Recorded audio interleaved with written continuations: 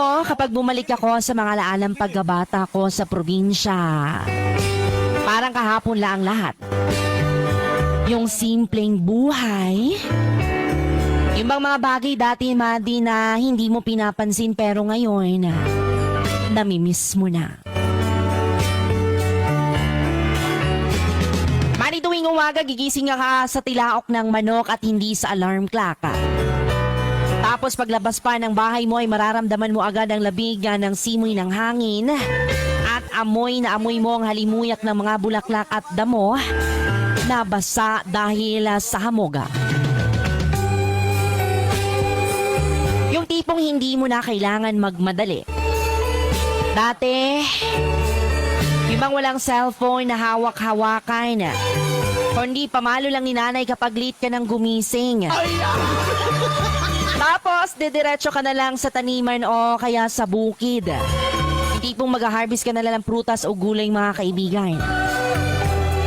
Laging may mga alagang kambing o mga hayop, pati ba't ibang hayop pa yan. Kaya bago pa man makakain sa agahan ay kailangan mo munang unahin na pakainin ang mga alagang hayop na manok at baboy.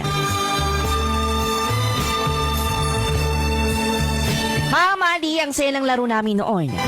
Simple lang pero sobrang saya. Yung tipong naglalaro lang kami ng tago-taguan sa may damuhan o di kaya gagawa kami ng mga baril-barilan gamit ang mga sanga at puno ng dahon. Di na kailangan ng gadgets noon, mga kaibigan, kasi sapat na ang kalikasan para mag-enjoy ka.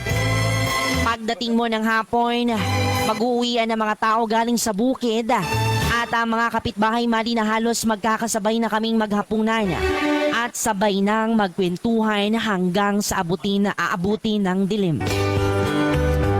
Yung tipong kahit simpleng buhay lang sa probinsya, dama mo ang saya at katahimikan. Ngayon, habang abala tayo sa mga bilis na buhay sa syudad, minsan, gusto ko na lang bumalik sa panahong niyon.